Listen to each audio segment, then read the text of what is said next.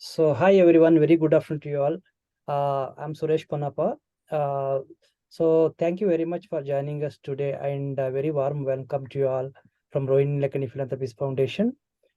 Today's session, as we communicated to you, that we will have on need and necessity and use of technology in our day-to-day operations in order to add value to our work and increase efficiencies and make our activities simplest possible by use of technologies, and how we really optimize the use of technologies in our to benefit our own work and simplify the processes.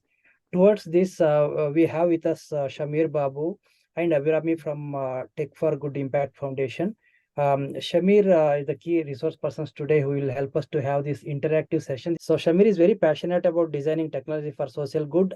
He's coming with a rich experience working in the sector for so many years, and we thought it would be very useful to request him to help us with to understand this. And thank you, Shamir and Abhirami, kindly agreeing to join us today and taking this session. Hey, thank you, Suresh, for such a warm introduction. Like Suresh said, I'm from Tech for Good Impact Foundation, which is our registered name. We have rebranded ourselves recently as IKIM Fellows. IKIM in Malayalam means unity, because it's about people coming together to solve a problem, and tech is only part of one of the hands, right? So we have actually 85 minutes, and what we'll try to collectively do is, I think, two things. One is we'll do this collectively. So there's a lot of focus on the word collectively. I want all of you to kind of contribute, because you are the experts here. I am just a facilitator. Just think of me like a mirror on the side, right? And we'll do the following. We'll co-create some sort of a way to think about tech, right? Because tech can look like a khichdi all over the place. But I've realized in my experience of working with wonderful people in the sector that it's about just having a framework. The moment you have a map and a framework, things can get a lot more simpler. Yeah. So we'll attempt to do that together as a group. I'll also show you some tool of tools, which I'm a big fan of and have been successfully used in many NGOs and for change makers, right?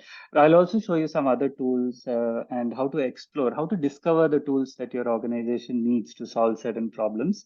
And then once you have figured out this journey, how to get started, where do I start from, right? So we'll try and cover all of this in the next 90 minutes. So when Suresh and I were talking about, as we go through this compliance and everything, how can we make what are some of the tools or frameworks that we can use, right?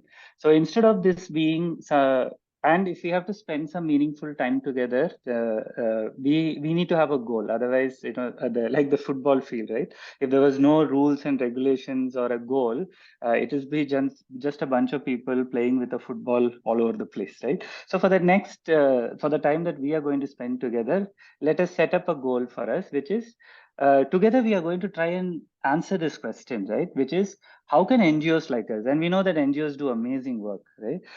It's people like you, people who are not in this room. On a day-to-day basis, there is so much excellent work that they do to serve vulnerable communities. How can we make that work or their day-to-day operation more effortless and more compliant? Yeah. So day-to-day operations, how can we make it more effortless and make it more compliant? Yeah. So that is today's goal. We are going to just be very focused on this goal for the next for the time that we are going to spend together. Yeah. Is that clear? If you think that's a thumbs up, you can do a thumbs up if you have any clarifications. Okay, great. Nice to see all those thumbs up. Superb. Very interactive crowd. Okay. Next, let's go to the questions, right? So I don't want to, like, we didn't want to give you like a bunch of products in the beginning itself, because that I think sellers will do. And I'm sure you already know all the tools and have heard a lot of these names on a day-to-day basis. What we will try is, let's focus on the process. And then, because by focusing on the process, we'll help and identify the right needs, right? So that's what we are going to do. Before we get to how to think about the framework, we are going to co-create this framework together itself, right? Before we even think about the problem, first we have to think who are the people who are affected by these problems. So if we were to make NGOs more effortless and compliant, who are all the people that we have to think about in that ecosystem, right? If it is a school, then we have to think about the teachers, the student, the principal, the parents, all of them, like education system improvement thing. For NGOs, who are for compliant and effortless, who are the people that we have to think about? So we have some initial answers coming in. Yes, CSO partners, community, very important, clients, yeah. Some of you may call them as clients, right? So donors, yeah, very important. Government agencies, yes. Field level experts, yes, yeah. Program implementers, yes. To make it more compliant, who are the other ones? Very nice. Okay, nice. So instead of me telling who the stakeholders are, very nice. Okay, so donors are big one. Community staff is an important one. Yes. Employees, partnerships. Yes. Auditors. Yeah, yeah. Yes. Grassroots partners. Yeah. Accounts department. Within the team, there are different departments, so we need to think about them also. Yeah. When we think of a solution. Yeah.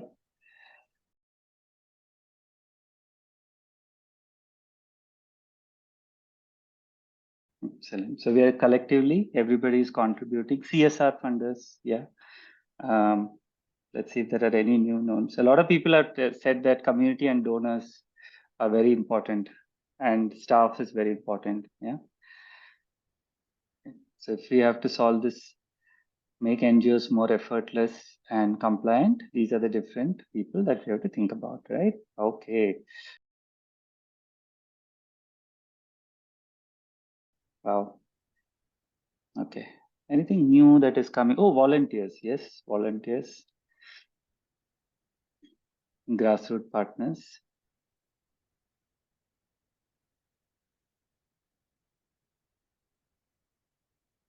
Yeah. Thank you so much.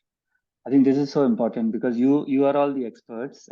You are working full time in change making organizations, so you have a good sense of what are the different people that you have to think about, whether it is from compliance angle or effortless angle. No, the people we work with. Yeah, yes. Based on your answers, correct? We have summarized it more or less. I think a few more are already giving, but more or less, it is like if we have to solve this problem of helping NGOs become more effortless and compliant, right, in their day-to-day operations, we have to think about all these stakeholders, right? Institutional donors, compliance agencies, board, senior managements, accountants, etc., right? Are we missing out anyone based on what inputs you have provided? Anyone?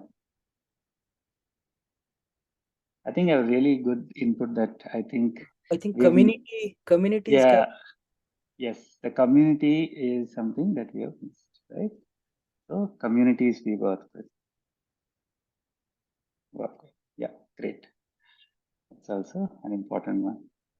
Now comes the second step, right? Okay, so now if these are our stakeholders, the next step in this process is to figure out what are their key needs, right? Let's say a staff will need something, an accountant needs something, correct? So if you look, if the stakeholders are the ones that we talked about, all these different people, no, can you all collectively share some of the needs that the stakeholders have, right? So I've given some examples here on the screen for your reference, but you could add anything that you want. Right? They need this person, the auditor needs this, right? Or the board needs this, the staff needs this, right? The vulnerable community needs this. And write it in a way that, let's write it in a way that you include the stakeholder also in the answer, right? Otherwise, it will become very broad. It's great information dashboard, but if you could write that, let's say an auditor needs information about something, include the stakeholder also in your answer and what they need, right? So your format should be stakeholder, name of the stakeholder, needs, what do they need? Yeah. You're not hurried towards a product. Okay. Okay, inviting you all to kind of include the stakeholder part. Audit And donors need timely reports. Okay, that's really, thank you so much. I think that's the kind of format that we are looking for. Due diligence, maybe donors are looking for due diligence, maybe, right? Let's see. Internal policies, okay. Let's say staff needs strong internal policies. Auditor needs to verify books of accounts. Yeah, correct. There is a need. Uh, Simple ways to track fund management and documents. Okay. Simple ways to manage compliances. Okay. Let me invite employees need to see transparency in framing policy and accounts. Okay. Got it. Program management end-to-end goals. Okay. Could be for policy, could be for all the people.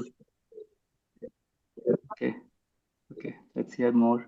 And you can go back and keep submitting as many as you want. Huh? The idea is to just collect as many needs of our stakeholders. If we were to remember the overarching goal, right? If you were to make our day-to-day operations better, what are some of the needs of the different stakeholders? Donors need to see easy and clear correlation between, and don't worry about taking notes. All of that you have shared will be shared with you because you're creating everything. I just have to share this final deck with your answers back to you, right? So don't just participate. Don't worry about taking notes. Yeah, a lot of things around compliances, a lot of things around donors need program financial information. Project utilization reports, internal communication of policies. Wow, yeah, very important. Timely compliances, visibility of the work. Very nice, right? Because uh, being more, making ourselves and the work important, more discoverable. Yes.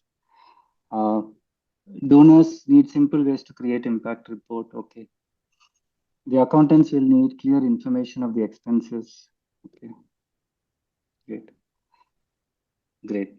Okay, let's wait. We have got 27 responses. Let's look at a few more. This is just a bit of a tough part because we may know the stakeholders, but do we really know what their needs are? So usually what we do is we actually talk. Right now we are doing our guessing, right? Guessing or we already know because of our experience.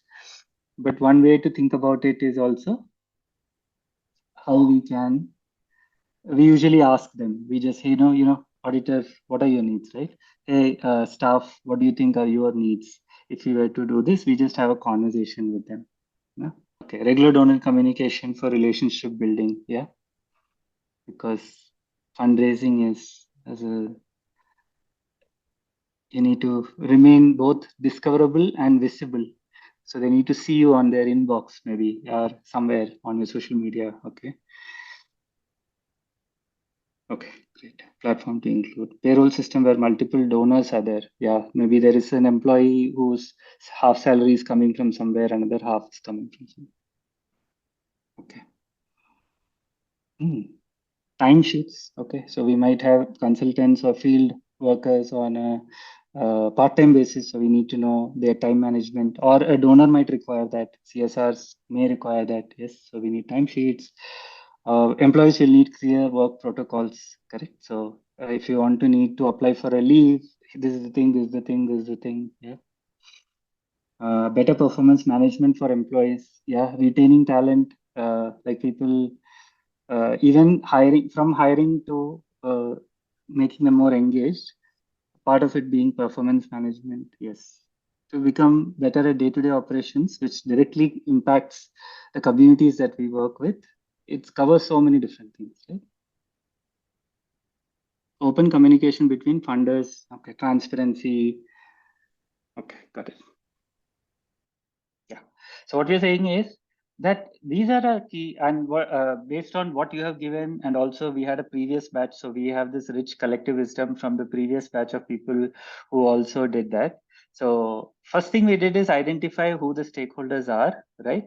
And then we kind of figure out what are some of their needs, right? So compliance and agencies, auditors, they need all these timely submissions. Board needs board presentation documents so that they can give you inputs and review, right? Then there will be institutional donors and CSRs. They need their different things, correct? Some of these names have borrowed from the previous setup as well. And you can see, again, you don't have to keep notes, just read through it. We have tried to organize all the inputs from here and from the previous session into this format for you, right? So employees need computers, devices, HR, we mentioned HR policies, training processes, they need learning material to grow, right? They need to communicate with each other and work together with each other. You know, such an important thing for them, right? So that's also super important. Accounts team needs so many things.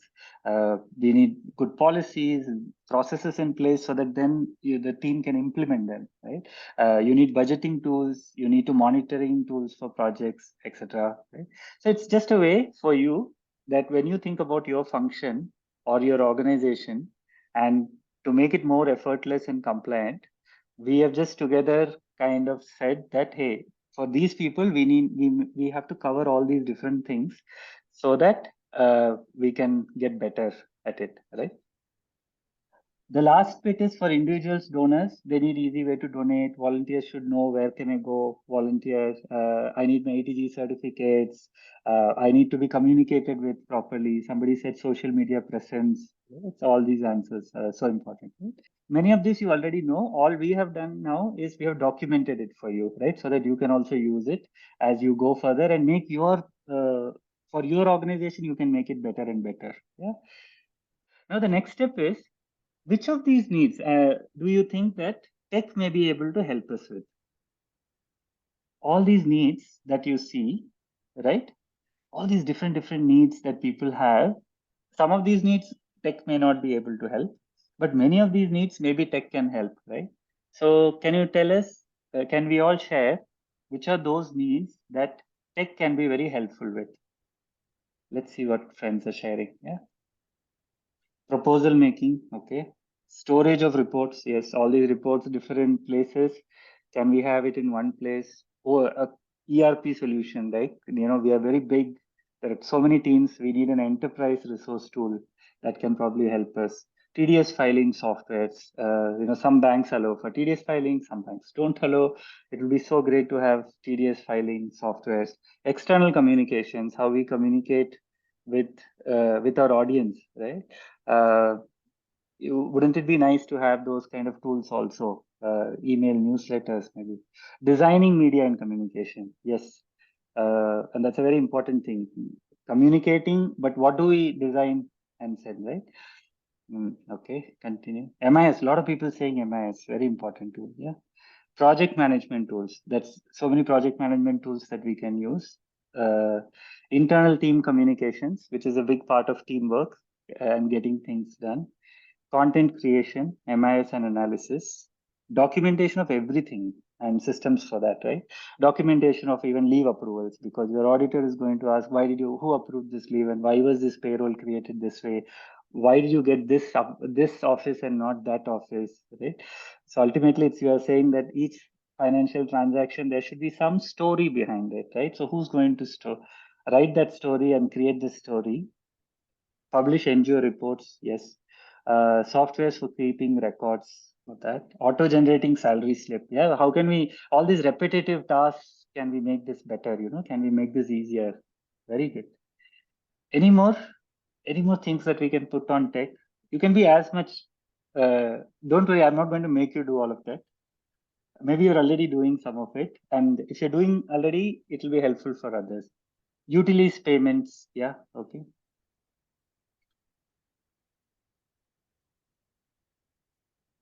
Anything around HR? So HR tools, people have said. So human resource management systems, yes. Let's just wait a little bit more. Communication, donation management, yeah. So maybe individual donors want to give you proposals. I'm assuming on the top I saw proposals. So that's the whole grant management, right? Which grants, where am I applied? Bar people, we have to keep selling the same things, yeah. A software to keep track of team communication. AI, okay, it's waiting. AI to join the conversation. Yes, there are a lot of things now in tech, and AI can make it. Ideally, we should be able to make it work for us. So thank you for sharing that. Budget templates and a way to track all of that, right? So all of these we need, and these are things where we collectively feel that tech can help, right? Website for NGOs. Yeah? Very nice. No? Okay. So as you come back to the screen, and I'm sure there are so many other things as well that tech can help with, and this cohort and this group seems to has added all this in what is appearing in front of you, right? And this can feel very overwhelming for all of us, because I don't think there are any techies in the room for whom this is like it's go, oh, I know what to do now. So, and even as an organization, let's say you're a CEO or a management leadership position or a board member or someone who really cares about your organization and want to help your organization to adopt tech to become more effortless and efficient, and this thing, all this can look a lot more difficult, right? But imagine if there was a way in all of this, just like in school, we have this first standard, second standard, third standard, fourth standard. In college, we have first year, second year. So it's you're incrementally building your capacity, right? You don't have to get into fourth year and directly sit for campus placement. You have this kind of a path to leverage tech. And in that path, which is to be done where is carefully laid out for you, right? What would that ladder look like? Then it becomes easy for you as an individual, and it becomes so easy for the rest of the organization also to go to that vision. Why do millions of people have so much trust in the school system or college system? It's because there is a framework, there is a way which has been tested, and which many people are following. Yeah, so let's try and see. We have kind of put this up for you, and let's together take a look at it. Yeah, now that we have some of the information with us and some of the ideas with us, right? Obviously, when we kind of try to solve these challenges, it's not like everything has to be at L4 level. What I mean by that is even the small things that we do collectively as a group can help us get better and better at it. So I'm calling this the L1 to L4 uh, approach, right? To make it, because there's just too many things, correct? But if we were to collectively think as a group, what are the things that are foundational? Like, let's say that these are things that at an L1 level our organization should have, right? Then we'll look at what are the things that we should have at an L2 level. The reason of using an L1 to L4 is to reduce the pressure on all of us. What we are going to do is all the tools and the ideas that we saw, if we were to say like discoverability, visibility, communication, and program management and everything, how do we go about it? Yeah.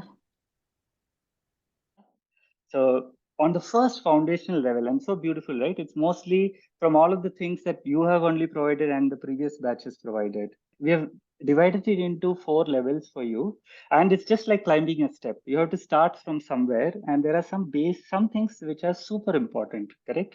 And somebody said first is our work has to be discoverable. So we should have a NGO should have a website. We should have some social media presence, because if people can't discover who we are, even from funders to individuals to people who want to join your amazing mission, they need a place to read about you, right? So first is discoverability. People are going to Google search you, so they should be able to find you. The next thing is, okay, we are discoverable, we have a website, but you also have to be visible. Visible means that when people follow your social media or your website, they're constantly seeing some updates from you, so you become more visible to them, right? There is an email that lands up in their inbox about an impact that you have created recently or with a powerful story. So that becomes your next one, right? Using technology to kind of create that visibility is a place that we can do.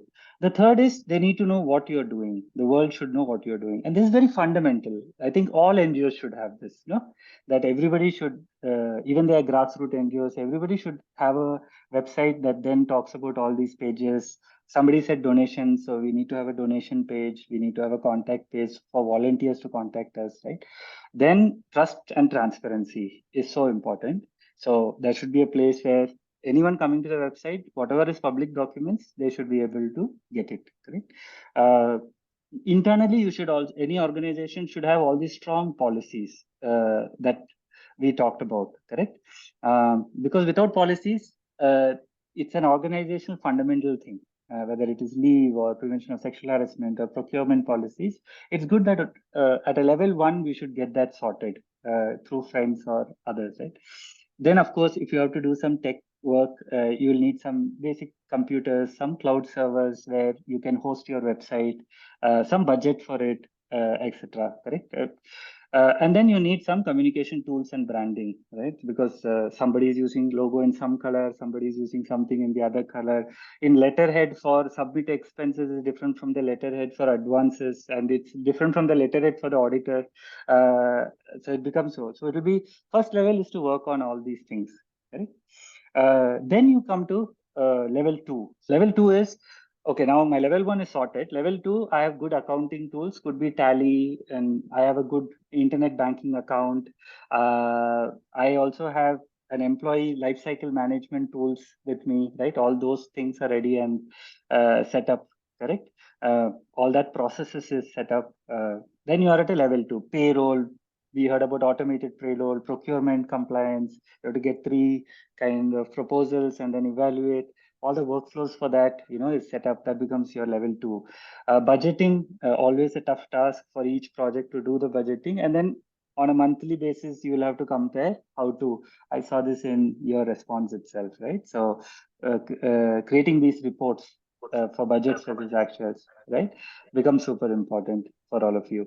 And then, of course, one of the main things is grant management, which is applying for grants and making sure that all the things that you need for grants, some organizations like RNTF will have their own grant management tools, which will tell you when your reports are due, but many may not have. So you might have to have your own grant management tools where when is the next due report, what was the thing agreed on, so that there is institutional memory around these things, correct? So even if someone leaves, you can hand it over. So knowledge management, all of that comes here in this tool, right? All the documents in one place. Once you've cleared that level, then you're ready for amplifying your impact, right? Does not mean that you should not do any of this while you're at level one. It's not like a timeline. It's just a way for you to think of, oh, this is a framework for you, right? Like a steps and ladder, right? In level three, you focus a lot on project management and teamwork, like who's doing what are the different projects, how can people communicate with each other effortlessly and seamlessly, field work, etc. Then, of course, to create great impact studies, you need data. So data needs to be collected from the field or from the different works that you're doing. It needs to be aggregated and it needs to be analyzed, which can then go into your impact studies and reports, which will then get shared on your discoverability platforms or with on your grant management. So it's very interconnected, right? And then if we start doing L1, L2, L3 really well, what will happen? It's like if you run every day, you become great at running, right? Become an excellent runner. And if you are cooking every day, you become a great cook. So obviously, if we start doing L1 and L2 and L3 really well, what becomes is we become a role as an ecosystem. It's nice to have role models, right? So you can then become role model for other NGOs and other things, so they can come to you and learn, right? That's the only way to create and amplify the impact, positive impact of the work that we do or the things that we learn and the tools we use, is to become role model and then become a center of excellence and invite them to come and study and learn from us, right? Become a case study almost, right? So if when you think about uh, improving in your function, and we did very simple things, right? Collectively identify, and you can apply this method to anything, right? You can use it to create a great website. Then you have to think about who are the stakeholders for my website and what should it show. But here we have taken up this example of how can we make our NGOs, the ecosystem, to leverage tech to become more effortless and compliant also at the same time, right? And based on, and all of this, all your answers are documented and we have reached till here. Of course, just like football, what can someone say, what makes football interesting? So On the chart, you get 1 as penalties, Shamir. Okay, penalty is interesting, right? So the interesting thing about football will be very boring if there is no opponent team, right? If there are no barriers, it's just 11, I think 11 people, no? Just taking the ball and putting it into the goal, correct? What makes life interesting, and hopefully the work that we do very interesting, is to have barriers, right? So we have reached till here collectively. So now the next step is, now that we see all these levels, like, and I was telling you, right? While you try to climb, of course, we know we need a website, we know we need visibility, we know we need this thing, we know we need grant management tools, all this we know, and many of us might be already doing it. And based on your experience, let's go back to the thing now, right? What are some of the key barriers that you are facing when you're trying to climb this step by step, right? And many organizations might be at different levels in this. Alag levels pe you might be. What are some of the barriers that you're facing? Like this opposing team in a football, right? Trying to, so what are some of the challenges that internally that you're facing? Capacity of field staff, okay. Yeah, because they need that training. It's one thing to like we said, no, just because everybody has a free Gmail account does not mean we'll write amazing emails. Correct? It's a two different thing. You can have a tool, but you have to also build capacity. Very good, very nice. Cost of these tech platform, yes, is usually software and tech tends to be very expensive. Yeah. What are some of the other, as you as your own experience? Okay, MIS in field level, yes. So the field level, I think of them as the deskless worker. No, we are all people with desks, and they are people without desks. And for them, it's totally different world. And sometimes when techies are building these tools, they don't think about the deskless worker and what it must be for them. The bad internet sometimes that may be there. Hesitancy to adoption, which is yes, we get used to a certain way of things, then it's always difficult. It's a very natural feeling to be in a comfort zone. So hesitancy to adoption. Community, the lack thereof. Okay. Where is this community that can help me to adopt tech? Correct? Okay. Change is not welcome. Yes, it can be quite forceful. Technology is growing faster. Yes. Uh, Tech is growing at a stage, and by the time you learn something, a tool, then some other thing has come up, someone else is doing something else. Yeah. Lack of training, capacity building. Yeah. Most of the users are not tech friendly. Yeah. So I would also say it in the other way that most of the tech is not user friendly. Right. But both are true. Sometimes users need to become more tech friendly, and sometimes, and most of the times, tech needs to become more user friendly. Right. Application of scientific knowledge for practical purposes. Okay, there's a lot of how can we use that? Maybe that's where things like AI can help. That's very difficult. Any other barriers? Tech that is dependent on good network. Yeah, most of the tech becomes, it only works if there is like a really 5G network.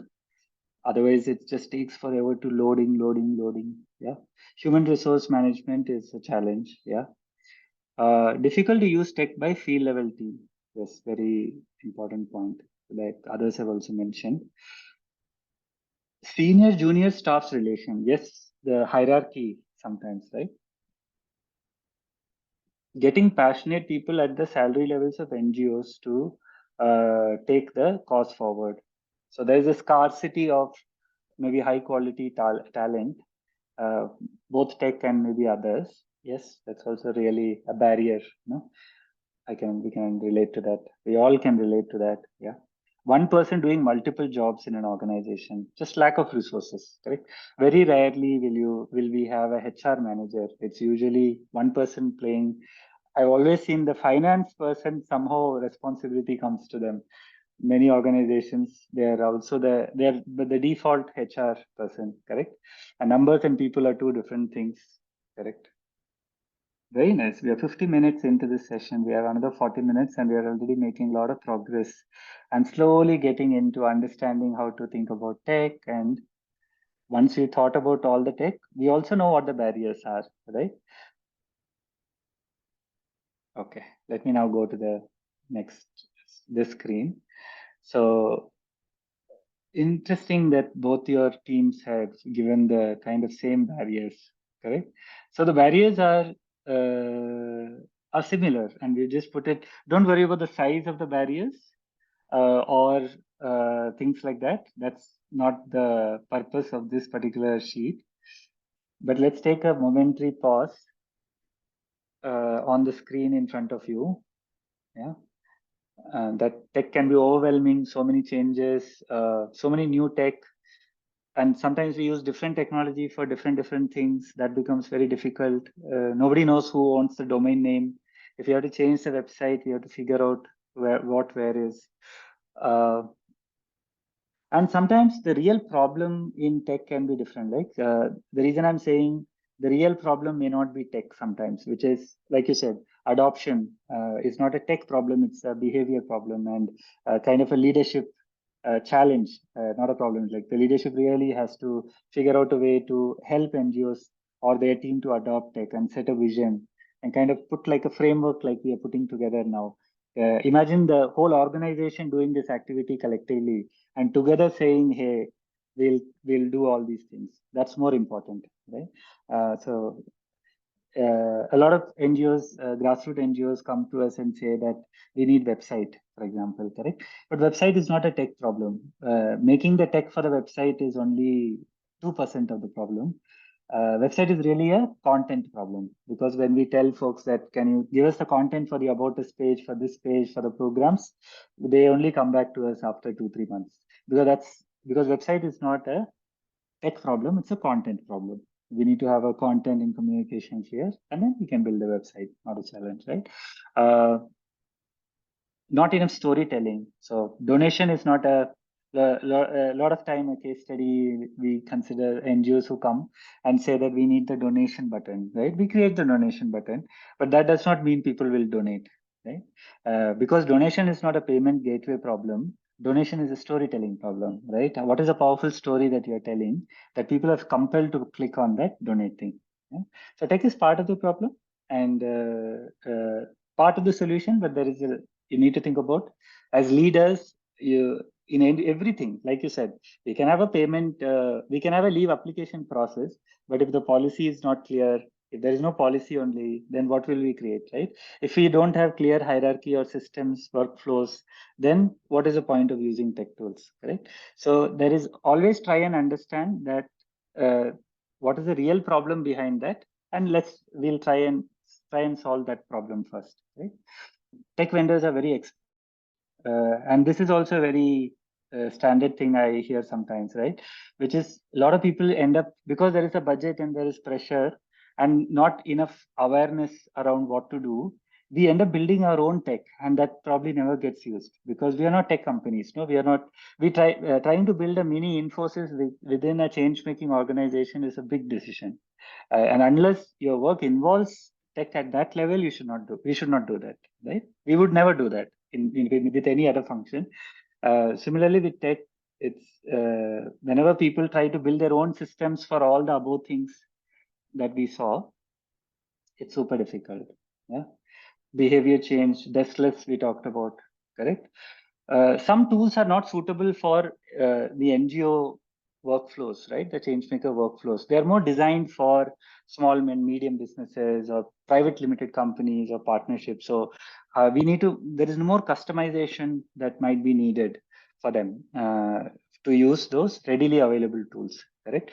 And every NGO might have their own tweaks and workflows. So you need something which is highly customizable as well, right? So that's what I'm reading from all the inputs, and we have kind of added everything here. So staff needs training to use these tools. Otherwise, it's not simple. Right?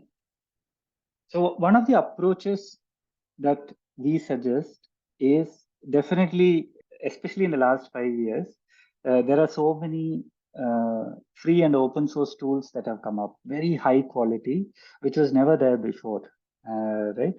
Because of that, we are able to there are so many easy ways. It's just that we don't know about it. And sometimes as NGOs, our work is more revolved around our communities that we work in. So we don't necessarily have the time or the resources or the tech people to think us all through it.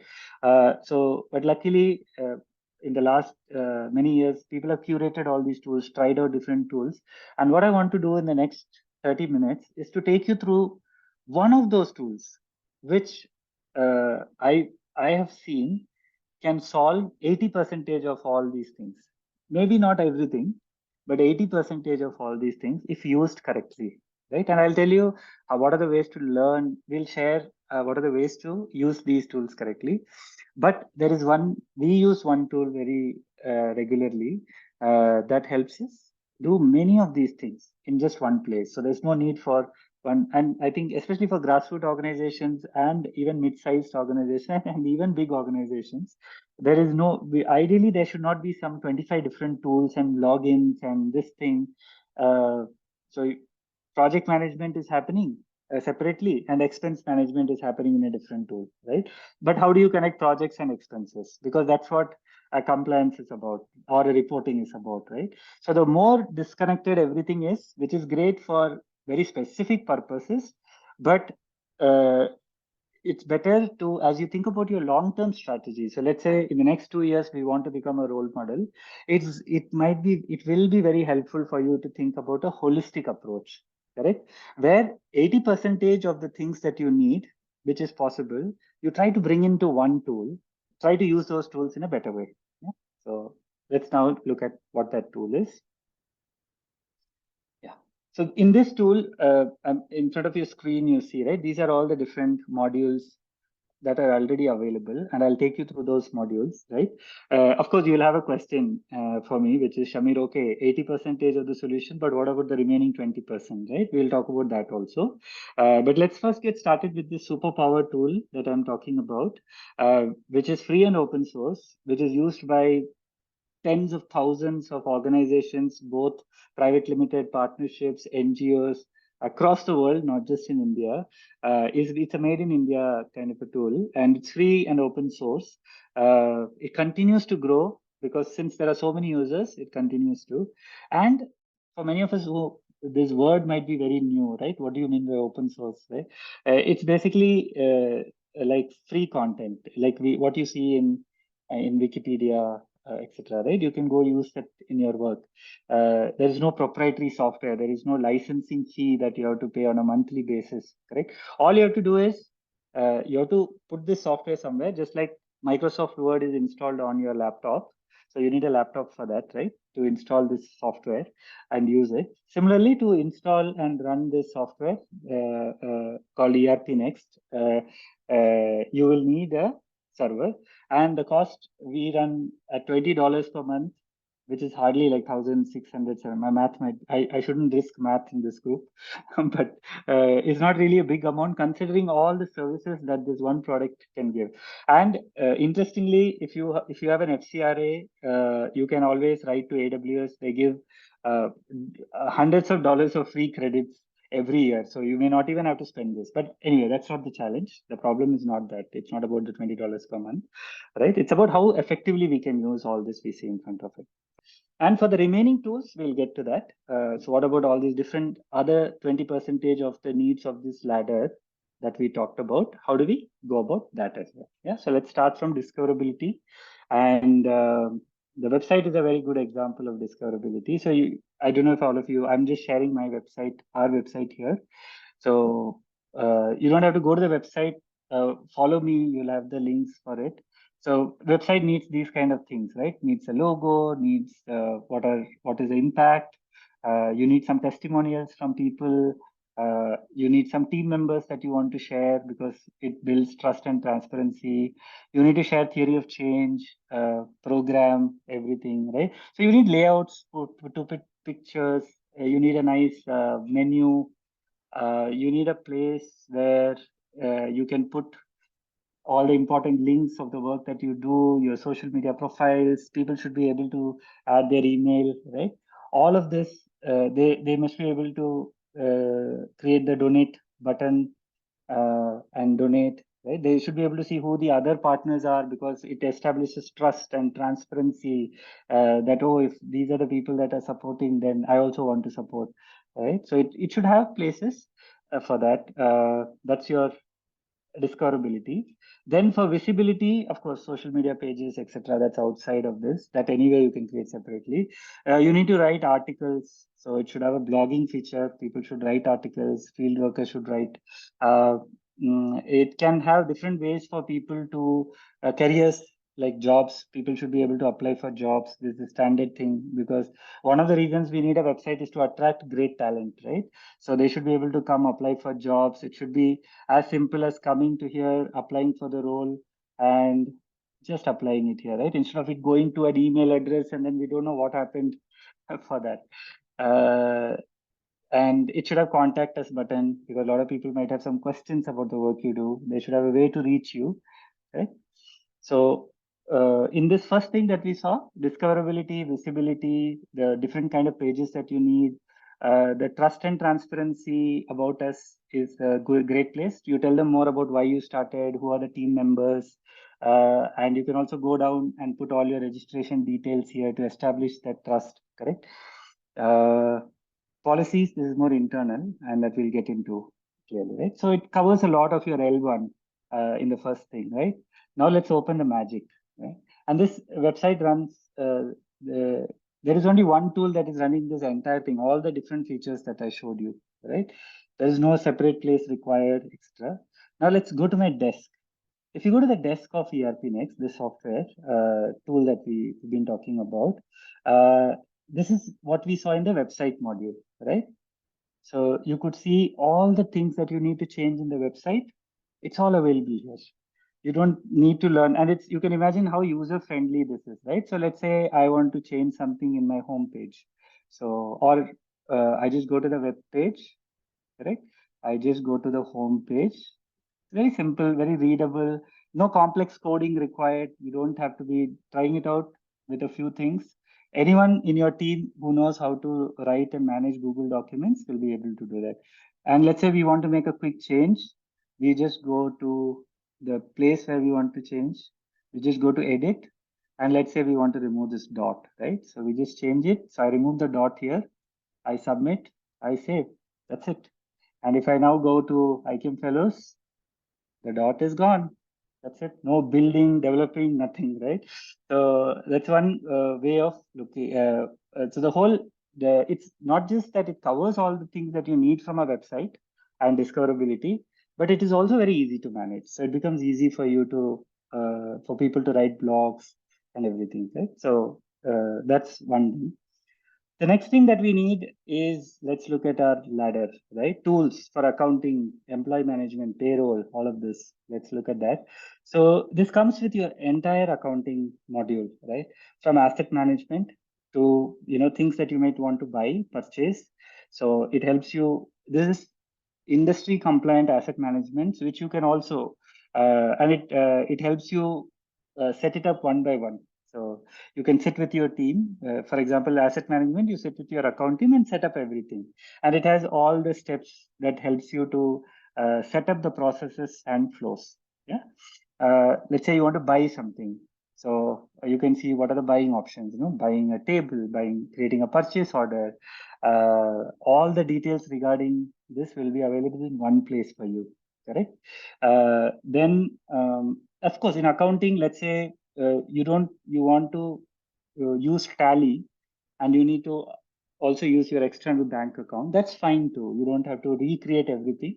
You can start using your Tally and just export, import everything into this, right? As into this one source of truth for the organization, correct? And slowly you can just start using this itself after a while, correct? But there's no pressure. It's very modular. It's very loosely coupled. So you can use as much as you want, or you can use as little as you want. Yeah. It does not mean that I have to use everything. It means that I can use what me and my organization finds useful. So while you're training your organization on a tool, while you're letting an organization kind of get accept.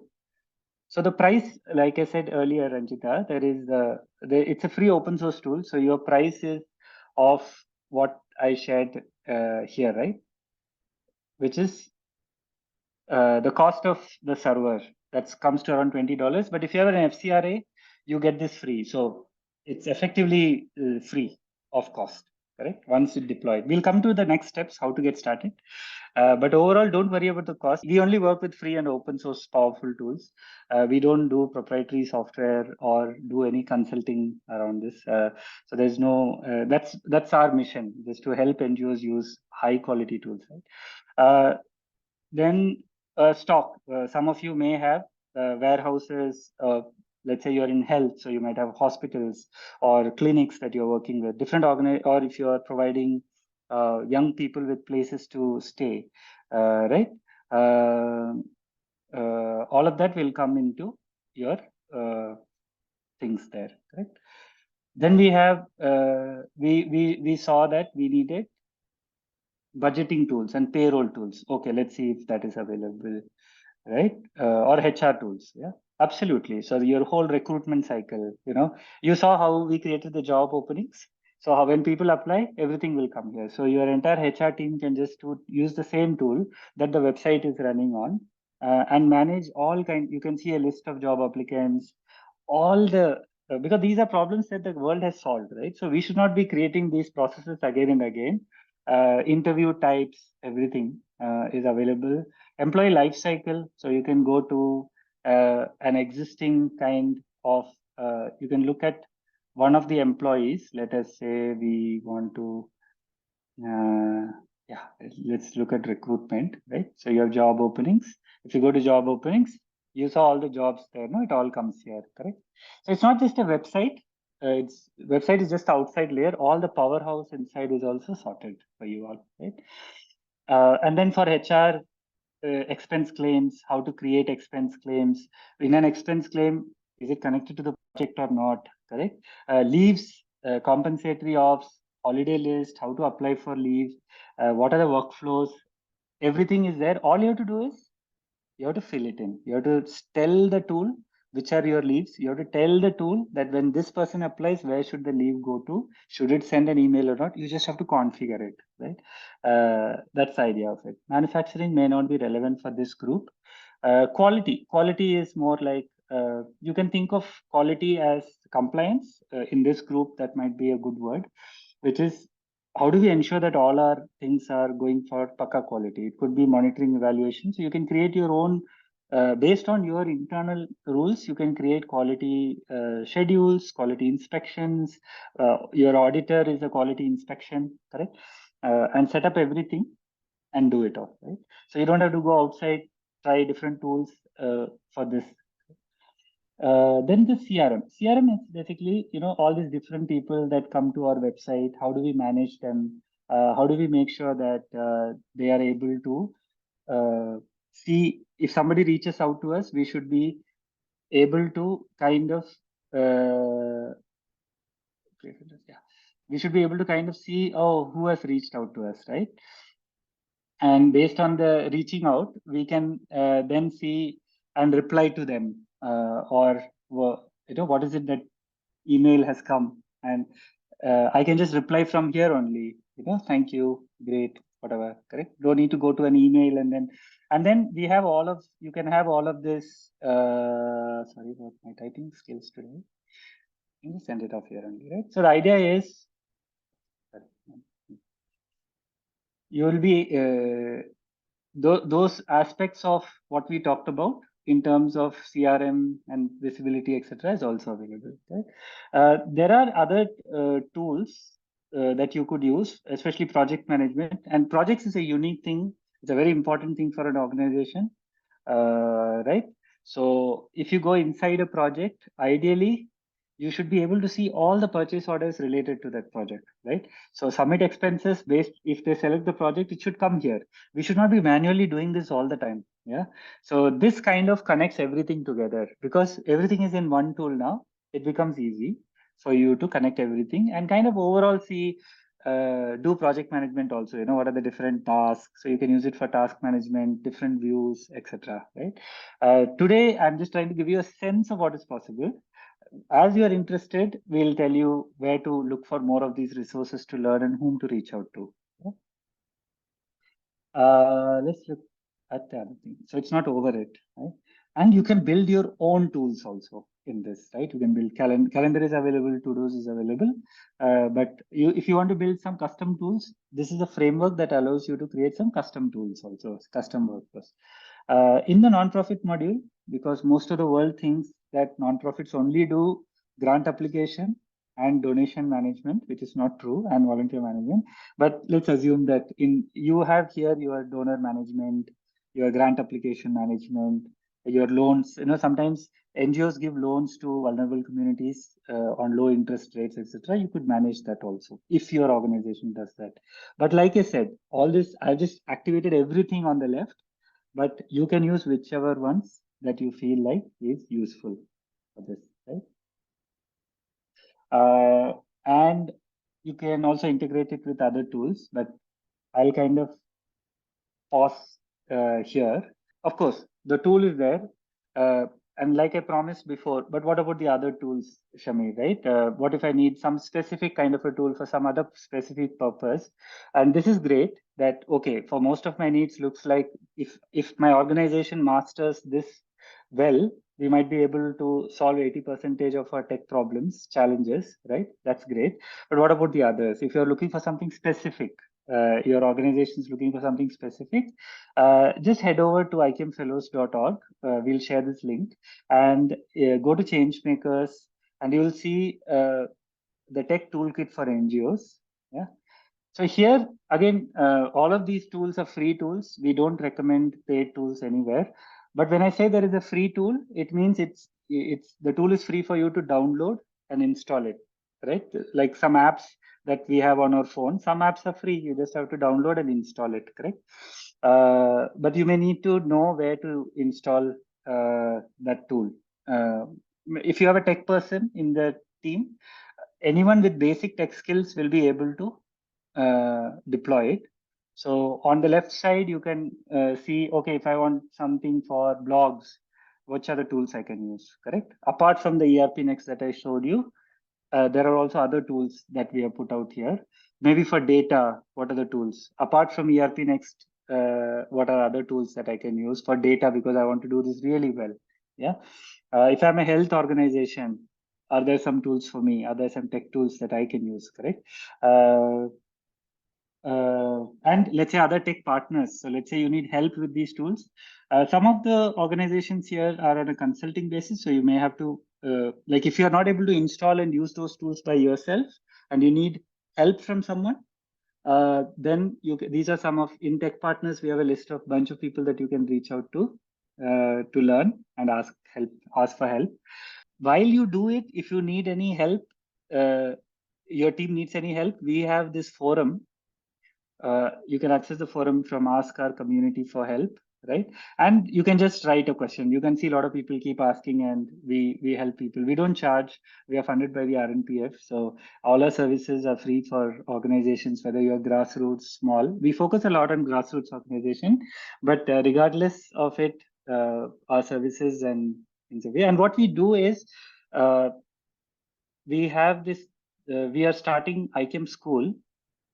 So this has a bunch of courses that we are putting together because a lot of you have said that just because tools are there, someone has to teach us someone has to train, and in a very interactive, fun way, how to use these tools. So you can go to ikem.school. Again, you can see it in the link that I've shared, and go to those courses. All courses are free. We may have batches, etc. So as soon as you are registered, not all are open right now. It will open slowly, so you can get notified. We would also love to hear from you. We are still in the process of creating more courses, like how to use project management to deliver better, or how to use data storage in an efficient way. So it's not about learning project management, but it's more about what do you want to do with project management, right? So we are trying to get the curriculum that all of us can use. We also have courses coming up in Hindi, so that frontline workers, instead of all of you training all your frontline workers in the same tool, because we are a collective and a cohort, right? If people are interested, then whatever training material we use for one organization, we can use warmly and freely for others. No, so that's like the benefit of being part of an ecosystem or an alliance like this is super helpful. Right? So do go through it wherever you feel that your organization needs that. That's great. Yeah, if you go back to the Mentimeter link, and based on what we have shared right now, right? So we are going to just collectively come back to the screen, and honestly, what you feel, because it's anonymous, it's just to get a sense for RMPF and ICAM. How can we support you better, right? That's the idea, right? So we can focus a lot on those trainings. Okay. So some of us are also already role models and we are doing really well with it and we can help others. So we'll be able to reach out to some of you for that. Yeah. I'll take some of the questions. We'll wait for this poll to get over. So we just, because what we can't measure, we can't improve, right? Great. So it's just as a cohort, we are just assessing ourselves on that 4 levels that we talked about. Okay. Think of this as a psychologically safe space. The intent is to help in designing what should be the next step for all of you, right? And where we can help. Great. Okay. So collectively, we feel that at L1, lot of friends in the room or organizations in the room are doing really well in L1, and across all the other 3 levels, there is a lot that we can do more, like do much better and adopt tech. Okay. Okay. I'll just stop sharing so that we can all see each other, and we will share all the links to all of you to the notes from today's session, the frameworks, the links to all the different resources. We'll put it all together in the next 2 days properly, so that it's like a nice handbook for you, right? And please feel free to circulate it with anyone that you want, whoever can be helpful. Let me start. Think of the questions while I answer some questions that have already come here. Yes. So the cost, like I said, Mr. Krishna, is it's a free and open source tool. So it does not have any license fee or anything, but you need to install it on a server, and that server cost is usually around $20 per month.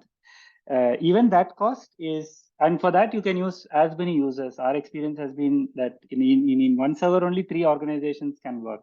But even the $20, if you have an FCRA, you get people get free credits. But so I think cost-wise, that's not the challenge. The barrier is in this is not the cost. The barriers could be other. User interface, yes. So for the desk worker, the user interface is super good. For the deskless worker, there is it's responsive. So we can have some sessions around that. So today we won't have the way. My own understanding is it's quite responsive. It's not like a very like a Facebook app, definitely not, but something that you could use on your mobile phone to solve your to give you that value. Yeah, Shamir, one is that with this software, right? If when we really put our institutional process and practices in the framework of the available tools and techniques out there, how do we really manage the um, safety and security of the data that we put in up there? And because they're all going live and will be using ongoing basis, what is the comfort of having them anytime available, or is there any risk that involved in the process of using it or in maintaining the data available for us ongoing basis, please? Okay. So this has very good user management, just like many tools. It's as safe as Gmail, maybe safer because this is for your organization. Your data is sitting on your server. The data privacy is also taken care of. So all your reports and everything is sitting on a server that you own and control, right, and manage. So that's, I think, one. The second is in terms of security, there is detailed logins, privileges, so that one accountants can see only their bit, right? They don't have to, let's say, look at others. Employees can only see their reviews, others cannot. So based on privileges, just like many other tools out there, it is able to do that. So in terms of personally identifiable information and personally non-identifiable information, it creates using logins and preferences, everybody gets a different experience. And security. So logins, you can also engage two-factor authentication. So you can give an OTP if you want additional security of data. But mostly what builds good data and security culture is actually culture, because anyone can log in and download all the data and give it to others, right? So that you have to set culture, organizational culture, telling people, having an NDA that people sign so that they know that this is not acceptable, because many times employees don't know that it's not possible, right? So it allows you to create all those different things. So you have to do a mix of tech and policy and training and culture to solve for this. Okay? What should be the storage capacity? Sublight, as most platforms have the issue of storage. Correct. So the storage capacity is, there is no limits to it for your day-to-day operations. Correct. But let's say you have, if you're a video generating organization, and you need to do huge documentations, that is best to do. Like I said, it covers more or less everything. But to send out emails, Google email is probably the best. For collaboration, Google Docs are always the best. Right? So there is no limit on storage as such. Most small organizations are able to run up to 2 to 3 years of operations on this with that $20. But as you grow, you might need $10 more, right? Because the cost of storage is not there, because you're not paying for the software, right? So roughly, I would say for an organization with 100 and 200 employees, a $20 instance is enough for you to manage most of your data. So provided you're not going to put a lot of like documents and videos, because videos can be very effective. This is not for your video management tool or heavy management, but reports, annual reports, all of that you can add, tag it in different places, create wikis and use it. Right? But of course, to use all of those tools, you need to get trained. To create all those reports, I think somebody has asked in the chat, what kinds of reports? So most of the standard reports that accountants need is available there. How can we get the software while we have FCRA? No. The FCRA, the software is free for everyone. The FCRA is only if you don't want to pay the $20, right? So I think the way this works, and this, thank you for sharing the question, Ajay. I think we are non-technical and maybe I was being too technical. So I was saying, let's say you want to use Microsoft Word, you need a laptop to install Microsoft Word, right? Or Tally to use it, correct? But Microsoft Word is expensive, things like that. But let's say you want to use a software like ERPNext, which is, people say it's on the cloud. What it means is the software is free. You can just download it from their website. But you need to create this computer cloud where you can install the software. The cost of doing that, which is probably where all your website is hosted, right? Our experience of the cost of hosting this is around $20 per month. That's it. Nothing more than that. Yeah. And if you don't want to pay the $20, if you have an FCRA, most of the hosting people give you that free credit also. Yeah. But I want to reconfirm that that's hardly, considering the value that this gets you, it's hardly anything. But of course, you may have a budgeting challenge, right? So where do you budget this hosting thing? It will go into website hosting. You can put it into website hosting if you need a line item for that. In IKM school, what we do is, as you start in a cohort-based thing, we install it for you, right? On a server, if you don't have the $20, we are happy to put in that and we'll figure out a way. If it is just very difficult, that's not a challenge. But IKM Fellows will help you install the software. You can have it at like erp.yourwebsitedomain.org.com, wherever. It will be your instance. And as you learn all these different modules, you can start using it. So that's kind of the approach that we take. It's like learning by doing and then sharing it with the rest of the team. Yeah. And as Shamir mentioned, we will you will be given the login link and so that you can log in and explore solutions that are available there, information that you can read, or the videos that you can learn. And if you have any question, there is a email communication that you can do, ask for help. So please explore that possibilities, and over a period of time, probably you'll have opportunity to reach out to Shamir and team for help too.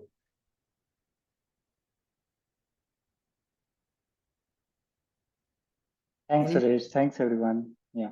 So, okay, I think we will conclude this meeting, and we are really thankful to Shamir and Abhirami to take this session and helping us through understanding the whole tech part of the that are useful for NGO sector. And thanks to each one of you for joining us today, taking your time off, and see you next week. And thank you very much, and have a good day.